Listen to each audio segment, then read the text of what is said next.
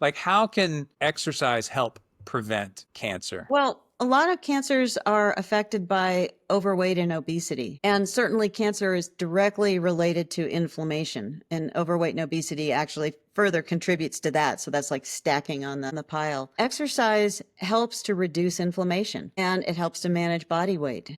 And so we see that it reduces the risks for cancer by 10 to 15%. And we know that lifestyle interventions reduce a huge amount of disease. You know, lifestyle can account for 80 to 90% of disease, morbidity, and mortality in this country. Yeah, it's phenomenal. Welcome to Move, Eat, Give by Interrupt Hunger. I'm here to help you get back to your roots and live like your ancestors did. Before ultra-processed foods poisoned us, and before technology trapped us in sedentary, isolated lives. I interview experts in exercise, nutrition, and food insecurity. People who have transformed their lives through healthy habits, and community health champions building healthier communities. Our goal? Bring these proven methods back to Bernie and make it the healthiest small town in Texas. Then share our blueprint to create healthy small towns all across this incredible country. Before we get to today's guest, here's how our Donate Your Weight program helps you celebrate your weight loss victories by donating $1 for every pound you lose to help fight hunger in your community. If you've ever said, I know what I need to do to lose weight, I just need to do it, then this challenge is for you. We help you turn your knowing into doing. The Interrupt Hunger 12-Week Weight Loss Challenge is a plan to help you lose weight by creating healthy habits in a fun and easy way. While you create new habits, we use compassion and community to help you stay motivated long enough for your new habits to stick. Bring the 12-Week Weight Loss Challenge to the places you live, work, and pray. Once a week, come together to exercise as a team in your neighborhood or at a local park. Then, once a month, come together to give back to your community by volunteering at a local food bank, food pantry, or soup kitchen. And finally, once a month, donate your weight to celebrate your weight loss victories. Donate at least $1 for every pound you lose to help fight hunger. 100% of proceeds benefit a food pantry in your area. You already know exercise makes you feel better. You already know the difference between healthy and unhealthy eating. And you already know it feels really good to give back. The Interrupt Hunger 12-Week Weight Loss Challenge helps you to be intentional about how you move, eat, and give, and helps you turn your knowing into doing. Visit interrupthunger.org to join as an individual or start a team. Contact us with any questions. We're always happy to chat. Hey everyone, it's Jolly here with Move, Eat, Give. Thanks for joining us today. We've got Dr. Anna Schwartz with us. Dr. Schwartz, thanks for joining us. Thank you for inviting me. This is great. Yeah, you were quite welcome. You've been on my radar to have on the podcast for some time. We first crossed paths some years ago, and I'm excited to get to know you better. I'm going to read a bio here, and it's pretty darn impressive. It's a little longer, but she's had an incredible career. So for all our listeners, bear with us for just a second, but this is important to get all this stuff out. Dr. Anna Schwartz is a global trailblazer in exercise oncology and integrative health, whose groundbreaking research and personal triumphs as a world-class athlete and cancer survivor have redefined what's possible in cancer survivorship care. She currently serves as Chief Executive Officer of Coleman Health and Executive Director of the Strength for Living programs. Dr. Schwartz's distinguished academic career includes serving as Professor and Associate Dean of Research at Northern Arizona University and holding the prestigious Charlotte Peck Linerman Endowed Chair at the University of Nebraska Medical Center. With over 3 decades of experience, her innovative research has been continuously funded by the National Institutes of Health, Department of Defense, and other major agencies, resulting in hundreds of peer-reviewed publications and 7 authored books. Her revolutionary work has fundamentally changed clinical practice standards. Literally. She's co-authored the landmark American College of Sports Medicine meeting that developed the first exercise guidelines for cancer survivors, collaborated with YMCA USA and Livestrong to create the groundbreaking Livestrong at the YMCA program, and created the award-winning Cancer Exercise app. As a member of the American College of Sports Medicine's Moving Through Cancer Task Force, she continues her mission to make exercise oncology accessible globally.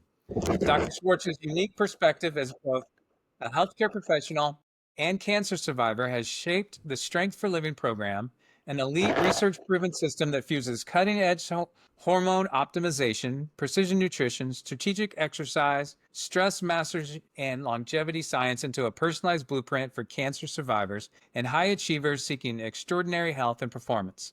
Dr. Schwartz is a fellow of the American Academy of Nursing, reflecting her significant contributions to nursing science and healthcare innovation. So with that, let's see here. You've helped start an entire field of medicine. Not Yep. many people can say that.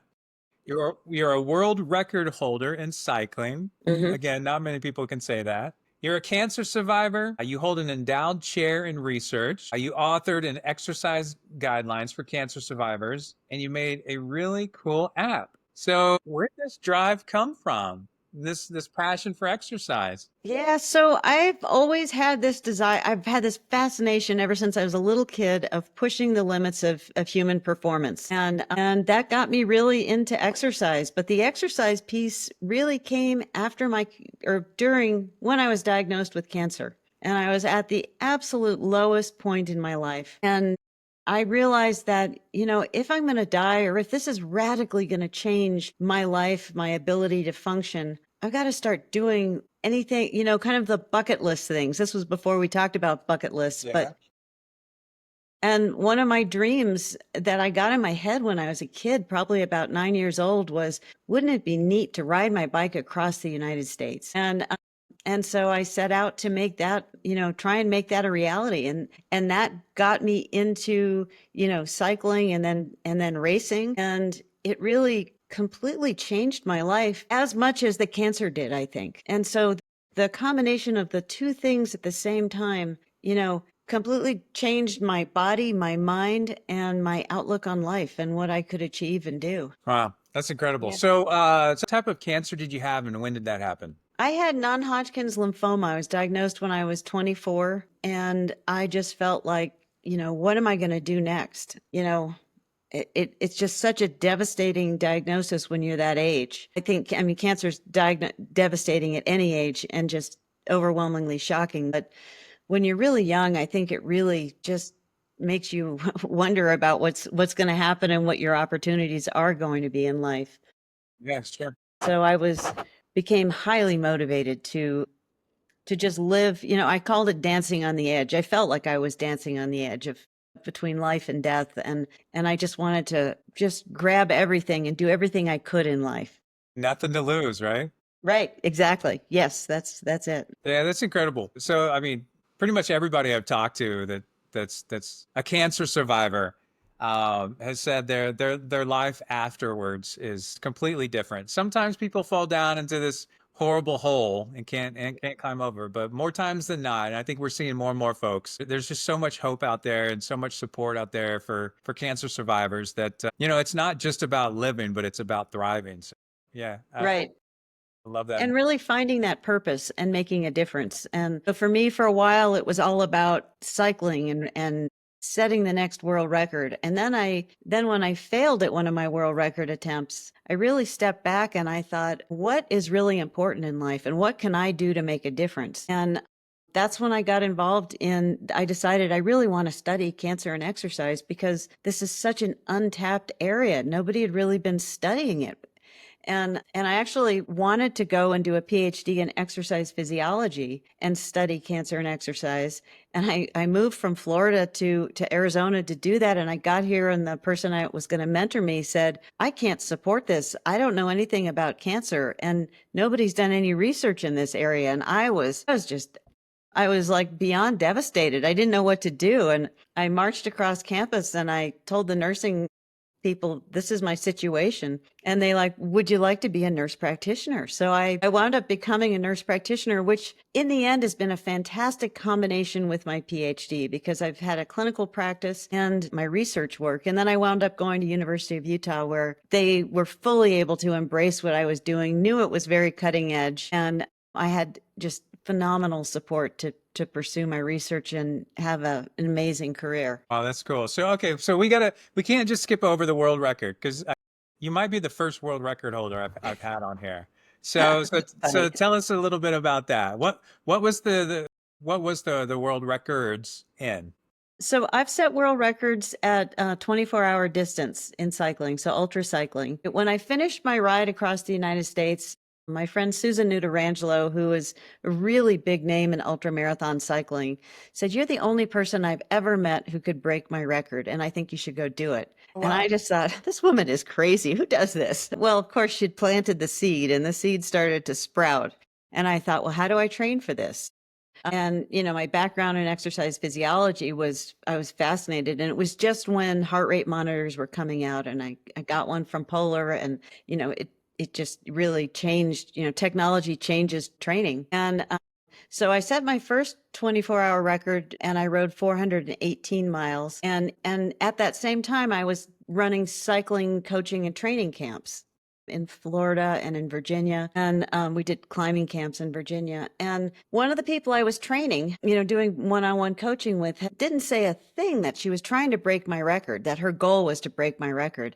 And then I opened the newspaper one day, those things we used to read, and it said, Mary Burns breaks Anna Schwartz's 24-hour record. And I was like, What? yeah, exactly. How rude. I mean, you should have told me and I would have supported you in it. And so then I was like pissed, and I'm like, I'm going to go break her record. But then between then, I set a 24-hour tandem cycling record with my tandem partner, Betsy King, who had done the Tour de France many times and is a really famous female cyclist.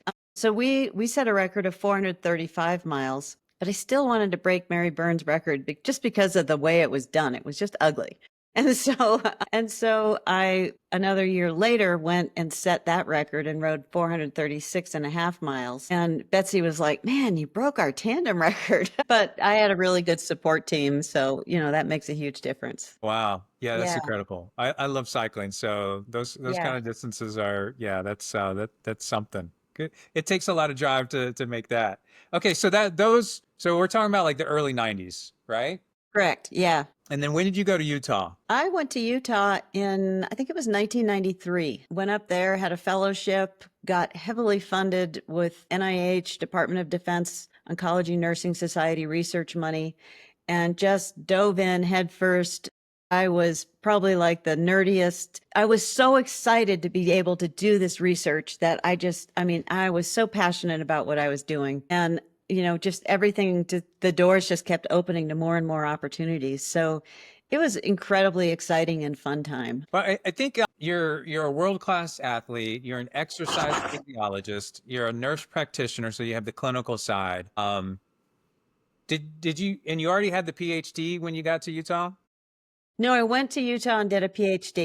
Oh, got it. Okay. So just having so many different perspectives, it was just your life was just kind of funneling into Exactly. exercise oncology. I mean, you Yeah. were kind of destined to I, do I this. was I was definitely destined. And when I first finished nursing school, I worked in a bone marrow transplant unit, which was really cutting edge at that time.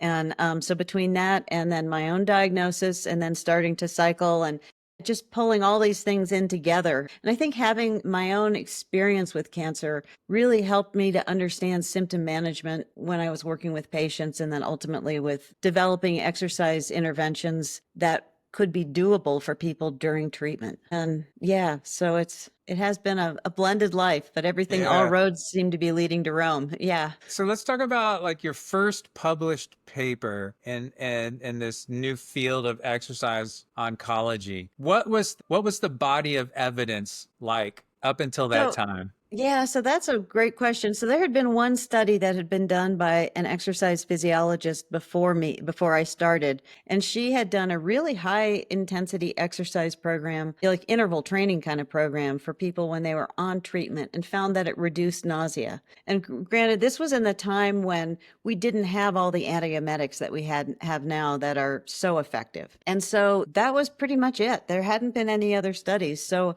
I dove in head first. I did a survey of cancer survivors who responded to a little ad that I put in, or a little call for participants it was in Bicycling and Runner's World and Runner's Magazine and all these different, sports magazines. And it was amazing the people who responded. All these celebrities, big time news anchors, and they all wrote their personal stories in there. And it was incredible. So that was one of my early papers. When I very first started doing this work,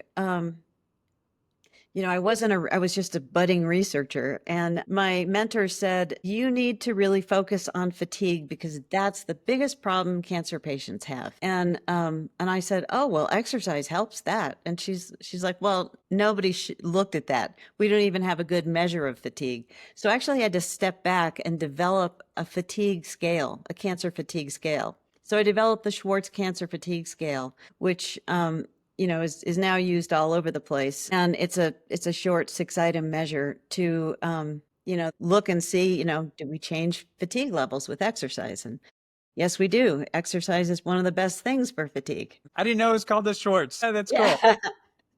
That's neat. Yeah, very familiar with that. Okay, so let's talk about fatigue for a minute because 90% of cancer survivors get cancer-related fatigue, and like you said, there's no medicine that works better than exercise. Right. Why? Yeah, just tell us why. Why is exercise so good for fatigue? Because it seems counterintuitive for a lot of people. It's incredibly counterintuitive for patients. I've had so many patients who've just looked at me like I had two heads when I've told them you need to get up and move. And they're like, get out of here, please send somebody else in. But I think, I don't think we really understand the actual mechanism of why fatigue helps. I think there's a cellular activation. I think you could look at the cellular level and say, oh, you're activating all these different pathways, and there's probably some truth to that. But I think when you move, it helps your endorphins, it increases your serotonin, it affects you in so many different levels physiologically that that you feel better. And certainly I knew from my personal experience, the more I followed medical advice, which was to rest more, the worse that I felt. And we know that when people rest a lot, they get weaker. And I think that's probably the number one mechanism is that when you go home and you rest a lot, you become debilitated. So when you get debilitated, it gets harder and harder to do things. It gets, if you sit at home for a week and then you say, oh, I've got to go grocery shopping, you're going to be exhausted grocery shopping because you haven't moved. You haven't used your muscles. You're getting weaker, physically weaker and debilitated. And so fatigue and weakness are the two most common side effects that cancer patients complain about. And it's really from going home and taking care of themselves and resting more. So fast forward to like the first time y'all came together for the guidelines, that first roundtable. When was that? Like 2010 or was that before that? They were published in 2010. We all got together in 2009, I guess, in St. Louis, and it was a really small group of people. We were an international group, and there were very few papers to review. I think there might have been, I don't know, 30, 40 papers to review. And when we got together, and so we didn't actually we wrote recommendations for exercise because there wasn't enough data really, although it was screamingly obvious if you were in the midst of doing the research. But, scientists were very conservative. So we made recommendations. And then spring forward 10 years later in 19, when we had a much larger group of people that we convened, Dr. Katie Schmitz led that, and we had thousands of papers to review. It's just phenomenal how in 10 years, the field just has grown exponentially and continues to grow exponentially. I just met with somebody yesterday at University of Florida her training is as a cardiovascular exercise physiologist, but she said, I've been touched by cancer so many times, I want to go into cancer. And so that's her new passion. That's exciting. Yeah, we've had some of your colleagues on here, Katie Schmitz and Sammy Mansfield, and kind of again. Yeah, there's Katie's book. I need to get your book on my shelf too. So yeah, that'd be fun. Okay, so we talked about cancer-related fatigue, and I'm just thinking. I've talked to people trying to figure out like why some people get not cancer-related, but why some people get a runner's high. And I know I feel like so much better. I definitely get the runner's high. Like it helps me just keep a clear head. My mental health suffers when I don't exercise for a long time. I had surgery earlier this year, and I couldn't exercise for a while, and I could feel my mental health suffering. It makes a lot of sense that all those chemicals, neurotransmitters and hormones and all kind of stuff that help with that runner's high, help with a lot of other things too. Mhm. So outside of of fatigue, weakness, what else does exercise do for to fight cancer? Yeah. So, it definitely, so during treatment, it helps with depression, anxiety, improves your quality of life. We're seeing more and more that it improves your body composition and your bone density. Some of this stuff is like such, we're getting to know it so much. It's like a no brainer. Well, of course, and you just said all these things that it helps you. It helps you with your focus and your concentration and just having a better outlook on life. We also know that exercise really reduces your risks, not from a prevention perspective. If you're trying not to get cancer, it reduces your risks for getting cancer, which is huge. And we're now seeing some really fantastic new research that shows for cancer survivors, we want to really prevent recurrence and development of second cancers. And exercise is very strong in that department, like stronger than most medications are. So exercise really is medicine in prevention, management of tolerance of cancer treatment, and then in preventing recurrence and development of second cancers. So let's talk about prevention the first, because like when I talk about the benefits of cancer of exercise, a lot of folks don't realize this. And it's not just for cancer, but it's for a lot of other chronic diseases that we face. But my line I usually say is you insert exercise anywhere along the cancer continuum and you have dramatic improvements. People who exercise get significantly less cancer. Cancer survivors going through active treatment have significantly fewer side effects.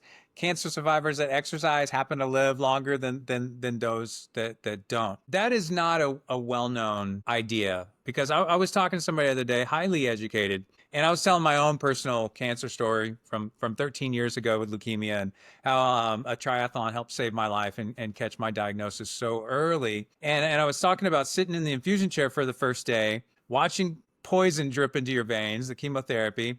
And I was just, I was kind of wallowing in my self-pity, feeling really upset with myself that I let myself get in this position.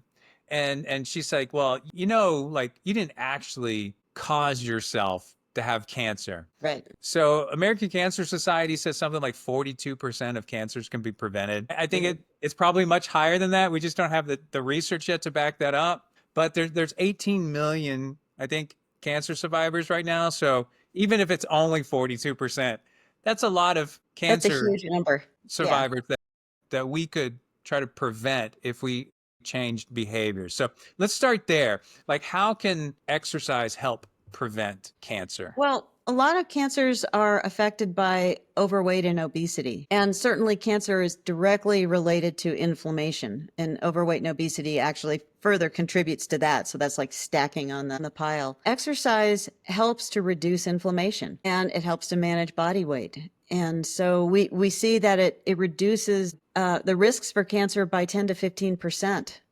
And we know that lifestyle interventions reduce a huge amount of disease. Lifestyle can account for 80 to 90% of disease, morbidity, and mortality in this country. Yeah, it's phenomenal. And the most important, most powerful piece of that is as exercise and being physically active to, reduce blood pressure and cardiovascular disease and cancers. So And you yeah, throw it's nutrition on there, of course. exactly. And then you add nutrition on, and I think we've covered, pretty much covered the gamut. Of course, Yeah. stress has something to do with it too. And then when you look at the other side, when people have survived cancer and they don't want to you want to reduce their risks for recurrence and development of secondary cancers. In the colorectal cancer setting, we've seen reductions of 30 to 50% in those patients who exercise. So it is really a powerful drug. I mean, if it were a drug, if we could put it in a little pill, we would change the healthscape of Americans and of the world, really. There We was haven't just a figured out you mentioned yeah, you mentioned colorectal. There was just a really big study that just came out, a very one of the most robust studies we've had. exactly. Yeah, can you speak to that? Yeah. That was done by my colleague Carrie Cornea and other colleagues around the country. And they looked at different exercise programs. And I'll probably misspeak on this because I'm not wasn't one of the the study people, but they saw in the group that exercised reductions in recurrence and improvement in survival.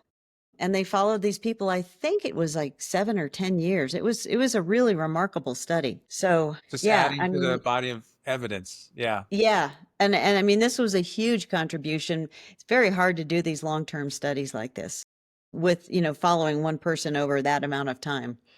Yeah. So it's, So you mentioned there's so I think right now we can show that there's 13 different types of cancers that are related to obesity and overweight and sedentary behavior. Do you think it's more than that? And again, we just don't have the data to prove it I yet. think we'll probably find out that it is more than that, and there's certain subtypes that are, more. There's definitely genetic, SNPs that increase your your propensity to getting cancers, and environmental exposures. Absolutely, there's so many toxins in the world now, and hormone disruptors in, the plastics that we're exposed to all the time that increase our risks for cancer. So I think if we can clean up our environment and our food chain, that would further reduce a lot of people's exposure to carcinogens. Yeah, sure. So, can you talk about what are the guidelines right now? What are the recommendations? So, for cancer Yeah, survivors. so the recommendations are kind of during treatment, the recommendations are at least 90 minutes of exercise per week, and ideally 2 to 3 days a week of resistance training. For cancer prevention and for cancer, long-term cancer survivors who are out of treatment, we recommend at least 150 minutes of aerobic exercise a week, building up to at least 300 minutes a week, and then adding on 2 to 3 days of resistance exercise. And, most people think of exercise and they think of just doing aerobic exercise, but it's so important to do the resistance exercise. And I think we're beginning to have a better understanding of, not just in the cancer arena, but for people in general, particularly with aging, that resistance exercise is really key, because once you hit about 50, you are radically, at a very fast pace, you're losing muscle mass unless you're doing something proactively to maintain that. And so many people, when they do aerobic exercise, it's a good exercise, but it's not enough to maintain their muscle mass. And so lifting weights or pulling on a resistance band is incredibly important. So, what about like from a physiological basis? I mean, we could get really nerdy, but we don't have to. Can you share just like what's going on at a like a cellular level, or help explain why, besides just kind of muscle wasting and saving muscle mass, but what else is going on in that resistance training helps with So cancer the prevention? resistance training, not only builds your muscles, but it also, and I usually have a little pencil or pen and I invariably break it. But when you put force on your muscles, so like when I contract my muscles, see my little muscle there? I'm actually bending the two ends of the bone. So it's stimulating the bone to make more bone. And it's, losing bone mass happens to both men and women. And we don't talk about it as much. We don't talk about osteoporosis and bone loss in men very much, but it's a real problem for men. And then you add on like treatments for a lot of different cancers that are bone wasting, or you have a man who's got prostate cancer who now are going to ablate his testosterone. So he's going to have really rapid bone loss. And so resistance exercise helps to maintain your bone loss and can actually build it back up. And because you're using your muscles to bend either end of your bone, basically, and stimulate them. The other way to do it is with jumping, but most adults don't really like to jump very much because we hurt as we get older. But jumping really does build your build your bone mass also. This is amazing since like I had heard of plyometrics, but I never really dove into it until I had my Mhm. surgery. That was from doing, a long trail run Uh, early last year. So I decided at 53 and coming off significant ankle surgery, I needed to like do everything I can to get back to training and start preparing for, continue to be active into my 60s, 70s, and 80s and 90s, right? So the neat thing with plyometrics is there's a lot of jumping involved, mhm. and it's it's pretty fascinating. Not just for speed, but Gosh, just talk about that a little bit more, would you? Yeah, plyometrics is really, it's one of those exercises that kind of gets everything all at once. It gets your heart rate up, so you're getting a good aerobic workout. You're working on your explosive power because you're jumping, and then you're getting that landing that's really helping to build your bones. And it takes a lot of strength. You really build your strength when you're jumping around like that. Um, and that's And how it's your fun. power gets built. And it's Yeah, fun. and it's fun. It's like being a kiddie. So you can't just start jumping or plyometrics or doing long distance. So cancer hits folks of that are all across the exercise spectrum. Some people that haven't exercised in 30 years, and then some are world-class athletes get cancer sometime. Right now, I tell folks that like one of my missions in life is to ensure every single cancer survivor is referred to an exercise specialist as part of their individual cancer survivorship plan. The problem is our health system hasn't caught up with that goal. We're getting closer, but we still have a long way to go.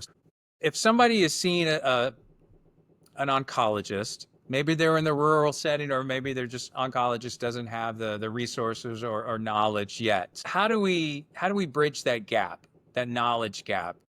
That's what we're really working on right now is trying to, Katie Schmitz and Anna Campbell and I just published a book called Essentials of Exercise Oncology, which is the first textbook for undergraduate students to really start getting the next generation educated as they come out of college. But that's, your goal is my goal is to try and get every cancer survivor to an exercise program or into exercise rehabilitation. And this changing the whole paradigm across the medical system is really a challenge because physicians are like, I'm too busy. And then you've got like medical assistants who bring patients into the clinic who don't really have the educational background. So, figuring out how to insert that and create the easy buttons so that it's very easy for someone to get referred into exercise oncology programs. One of the things we've done with the Moving Through Cancer Task Force, which is an initiative of the American College of Sports Medicine, is we've put together a list of all worldwide list of all the different exercise and cancer programs that are available and all the cancer exercise specialists so that that's readily available. All people have to do is go to the Moving Through Cancer website and they can find the whole registry of people. And it's not just people, it's also virtual programs, and like my cancer and exercise app is on there. But it takes a village and a lot of voices to really change patterns of care and to get people into the programs that they need to and really get triaged into the right one, because some people don't need a physical therapist. They just need to know how to exercise properly and what they can do and need some guidance, from a trainer. And just have And then somebody some people tell are them it's able okay. to, yeah, exactly. And then some people are able to use, just pick up like my cancer and exercise app, which is tailored to each individual user by the type of treatment they're getting, their type of cancer, and it follows the ACSM guidelines. So it just, it's very individual for different people, which makes it a little more complicated too, because everyone needs a different prescription. It's not one size fits all. Yeah, so let's focus on the patient here and your app, because I've actually taken time to go through your app, and it's really easy. You created a neat app, and then after that, let's talk about the healthcare provider, the APP, like PA/nurse practitioner or an oncologist. So let's focus on a an individual patient right now, because odds are they aren't talking to an oncologist at a cancer center that has an exercise physiologist on Right, site. We're getting right. more, but odds are they're not. So you created this really neat app. So why don't you tell us about that? Yeah, so I created the app because I saw exactly this problem. People don't have access to cancer and exercise programs and they don't know what to do. I mean, I would always tell patients, you need to do this, this, and this, but they would say, you're the first person who's ever told me what to do. And I know this is a problem everywhere, and I know that most places don't have exercise programs for patients. So I created the app based on all of this, all of these thousands of data points that I had, and created algorithms based on someone's level of fitness, their fatigue. It adapts every day to the user. So if you have a lot of fatigue today, you'll have a lower exercise prescription than if you feel better tomorrow. And the prescription is really individualized based on what your baseline, how you perform on the baseline tests. And so it begins to ramp up over time using exercise physiology principles. So some weeks it's harder, some weeks it's easier to try and, bring you up to the best that you can be over time. So And a is this, funny story. go ahead. No, no, no. I was Tell your going to say a story. funny story about this was when I was developing it. The app developer or programmer is a pretty fine triathlete, and he said, "Oh, you've got two programs here." And I said, "No, really, I have really an infinite program here, and you have to figure out how to program this." And then once he did it, he started testing it, and he said, "Hey, this even works for me at my, as an elite athlete." And I said, that's what I wanted. I want something that would take somebody from being bedridden and get them stronger, but also be helpful for a young guy who's super fit and trying to maintain their fitness. Yeah. So even before someone goes to your app, should they talk to their provider, make sure there's no limitations they need to be aware of? That's a real struggle. I think for the vast majority of people, they can exercise. We all walk every day, don't we? Yeah. So why would I ever tell someone not to walk? And the biggest problem in our country right now, and probably worldwide, is inactivity. So why would I put up that barrier? I want people to pick up that app and be able to go. And if they can't walk very far in the 6-minute walk that the app starts with, it's going to totally titrate the exercise program down. I think that's important. It doesn't matter again if it's been 30 years and you're a novice and beginner and have no experience and you're out of shape, it doesn't matter. Or if you're, an elite level endurance racer. Like Right. it adjusts for It you. adjusts. Yeah. So it gives you, and there's a whole library in there of how to do the different resistance exercises. So if you've never done them before, you'll know how to do them. And it gives you, it starts you off at a very basic level. So it sounds really Because, expensive. pardon me, I said your app sounds really expensive. it was really expensive to develop it. It's No, no, no. been, I mean to use for the no, user. actually right now it's free. Yeah. I was setting you up. Yeah. Yeah, I really want people to use it. And right now it's being used by people all over the world, which just blows my mind. I'll get emails from people, all over the place and researchers in different countries that want to use it or tweak it in different ways. So Yeah. I'm It really really is hoping, it really is easy to use. So yeah, you've done a that was good my job. goal because most people, so many cancer survivors are older and they may not be comfortable with using apps, and I wanted it to be really easy to read if they had a hard time visually or whatever. Yep. So, So let's turn to the providers. mhm. So PAs, NPs, MDs, DOs, they're very hesitant about initiating this discussion with patients because I've had oncologists tell me like, of course I know my patient should be exercising. Of course I know it's good for them. But as soon as I tell them that they should be exercising, you know what the first question is going to be? What do I have to do? What do I do? And I don't know what to tell them, and I don't have time. So I do before I let you get started here. Use the term easy button, and that's what I use with folks all the time. Like Mhm. we don't expect our providers to know everything there is to know about radiation or everything there is to know about surgery or nutrition. That's why you hit the easy button and refer it out. Right. That's all you got to do. You Exactly. just got to have a plan in place. So talk to us about providers. How do we bring providers up to speed and get them comfortable? Yeah, so I think, well, a lot of the stuff that we've done through the ACSM is to develop, like tear sheets that they can give is either there's one version where they can give it as a prescription and write in, just check the boxes of, lift 2 days a week and walk for, work up to walking 300 minutes. That seems like incredibly easy because, we're used to writing, prescriptions and things. There's also just like informational sheets that they could have in their clinic for patients. And then certainly, knowing about the registry and then becoming familiar with people in their community who can be that resource and that referral.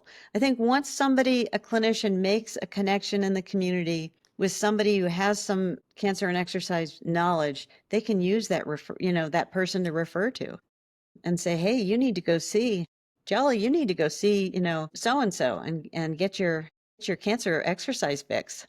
Um, So really, providers do this all the time with resources in the community. They're always networking, Right. trying to figure out who to send a patient to for this or that. That's really how easy it is, right? It takes a little time up front, but you just have to reach out and Exactly. try to network. You know, women with breast cancer, they're at risk for getting lymphedema, which is when their arm gets swollen. And we refer people to lymphedema specialists all the time. I mean, that's just standard of care. And if you don't attend to their swollen arm, then that's, you're not practicing very well. And so you refer to a PT or an OT, somebody who specializes in that can help the patient manage that, because I don't have time in clinic to go through everything. It's not my expertise. So I refer them out. So we just need to get the volume of educated trainers and physical therapists and OTs in the community so that they can lead the charge, and so that there are more programs to refer people to, or individual providers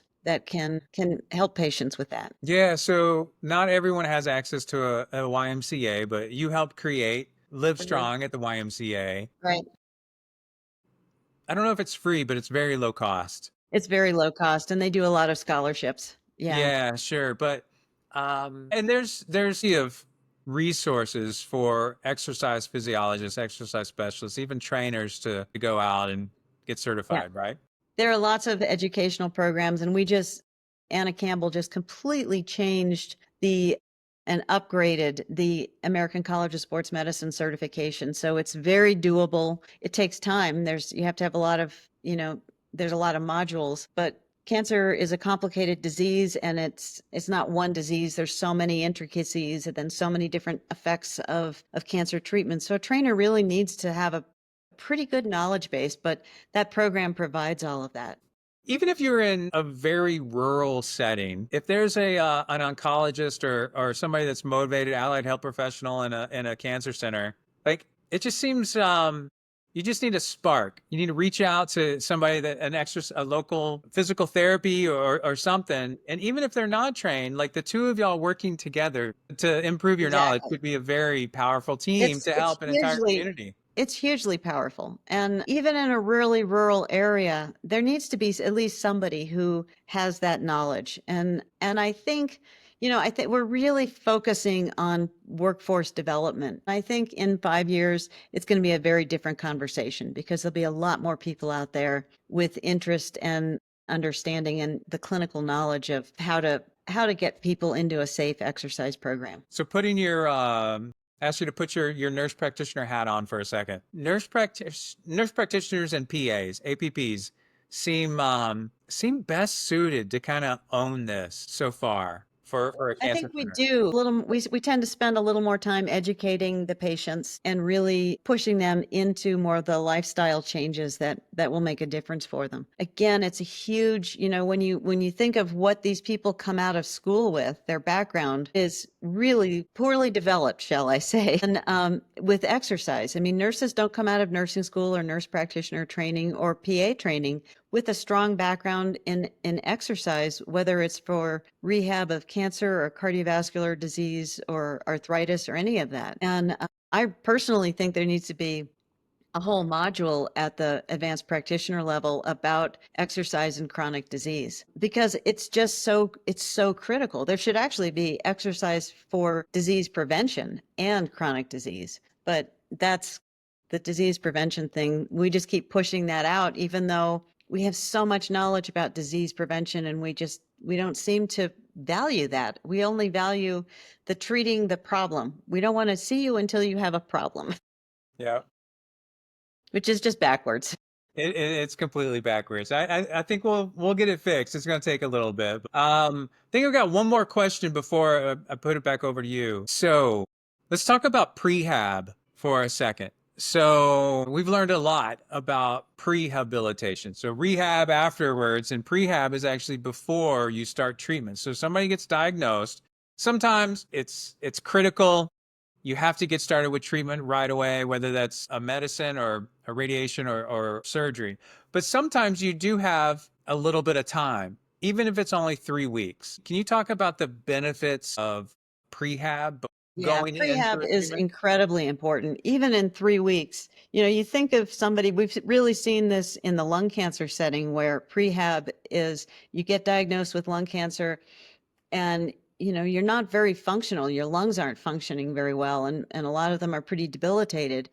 And you get them to exercise and they get stronger before they go to surgery. And so they're going to do better post surgery. They're going to tolerate the chemo better. Their outcomes are going to be better. And this is true for anyone with cancer. If you can if you're not an exerciser and then you get diagnosed, if you can get launched into that, by God, I'm going to be as strong as I can before I start all this treatment, it's going to make a big difference. And then if you can maintain it throughout, it makes a huge difference.